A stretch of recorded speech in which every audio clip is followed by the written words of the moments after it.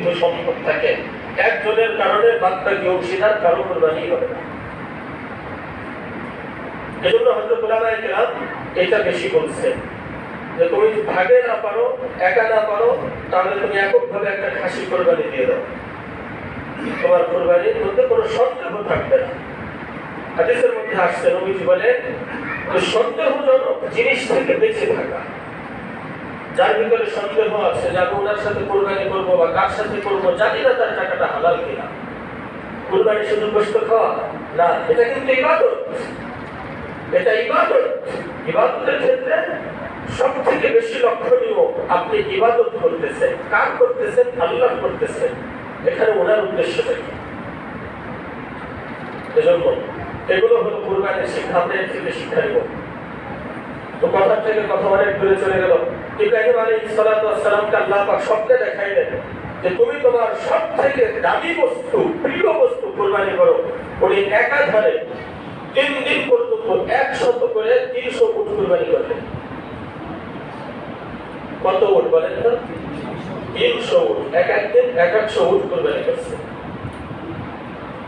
এক একটা উটের দাম কত? ধরো একটা উট বর্তমান যুগে একটা উটের দাম একটা ড্রাইভিং কারের দামের সমান। এত দাম।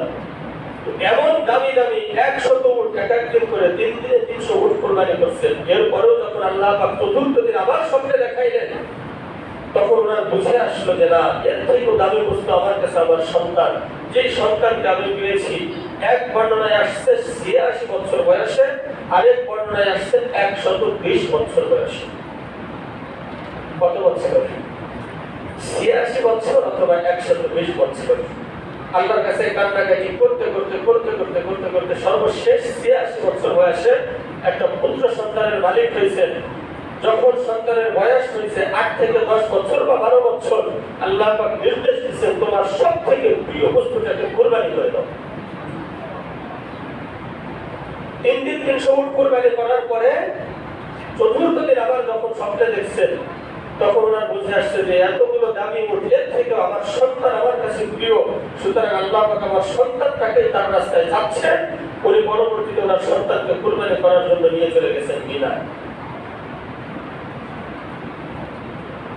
কিতাবের মধ্যে আসছে, তাফসীরের কিতাবে লেখে ইব্রাহিম আলাইহিস সালাম যখন ওনাকে শোয়াইছেন, দীর্ঘ ঘটনা, উপর করে শোয়াইছেন। আমরা সাধারণত শোয়াই চিৎ করে, উনি শোয়াইছেন উপর করে। সন্তান বলছিলেন যে আমার চেহারা দেখলে হয়তো আপনার মায়া রাখতে পারে। 86 বছর পরে একটা সন্তান, যার সন্তান হয় না সে বোঝে সন্তানকে জিনিস।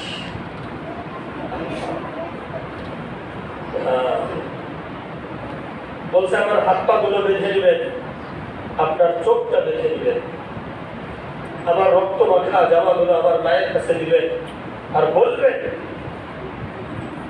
কি করুন দৃশ্য। তাফসীরের কিতাবে লেখা ওই দিন আকাশ জমিন সমস্ত মাখলুক আল্লাহর কাছে কান্নাকাটি করছে, আল্লাহ আপনি কেমন পরীক্ষা নিচ্ছেন। যখন ছুরি চালায় সব কিছু কান্নাকাটি করে, আল্লাহ পাক রব্বুল আলামিন ছুরিকে তো নির্দেশ দিয়ে দিয়েছেন খবরদার আমার ইসমাইলের জন্য একটা পশম পর্যন্ত লাগবে। ইব্রাহিম আলাইহিস সালামের ছুরির নিচ থেকে ইসমাইল আলাইহিস সালামকে সরায় দিয়েছে। আর ওই যে আদম আলাইহিস সালামের ছেলে যে দুম্বা কুরবানি করেছিলেন, আল্লাহ পাক কবুল করে ওটা জান্নাতে উঠাই দিয়েছেন। ইব্রাহিম আলাইহিস সালামের ছেলে ইসমাইল আলাইহিস সালামের পরিবর্তে ওই দুম্বাটা ইসমাইল আলাইহিস সালামের জায়গায় পাঠিয়ে দিয়েছেন। ইব্রাহিম আলাইহিস সালাম কুরবানি করে দিয়েছেন, হয়ে গেছে কুরবানি। এই দুম্বা নিয়ে যখন আসতেছিলেন, তখন উপর থেকে জিবরাইল আলাইহিস সালাম বলতেছিলেন আল্লাহু আকবার আল্লাহু আকবার। এই কথা শুনে ইব্রাহিম আলাইহিস সালাম বলছেন লা ইলাহা ইল্লাল্লাহ আল্লাহু আকবার। এটা শোনার পরে হযরত ইসমাঈল আলাইহিস সালাম বলে উঠছেন আল্লাহু আকবার লিল্লাহিল হামদ।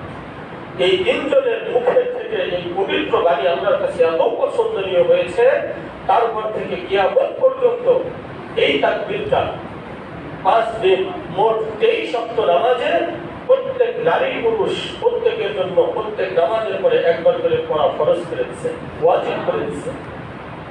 এজন্য এই যে আগামী রবিবার ফজরের পর থেকে নিয়ে 13 তারিখ 13ই জিলহজ আসরের নামাজ পর্যন্ত এই তাকবীরে তাশরিক আমরা পাঠ করব, মা বোনদেরকে জানিয়ে দেব।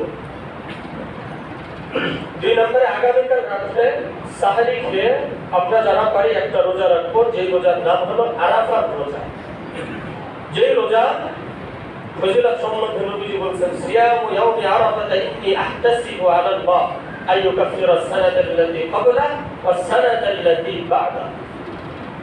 আরাফাতের একটা রোজার বিনিময়ে আল্লাহ রাব্বুল আলামিন 1 বছর আগে এবং 1 বছর পরে 2 বছরের সমস্ত সগীরা গুনাহ আল্লাহ পাক মাফ করে দেন।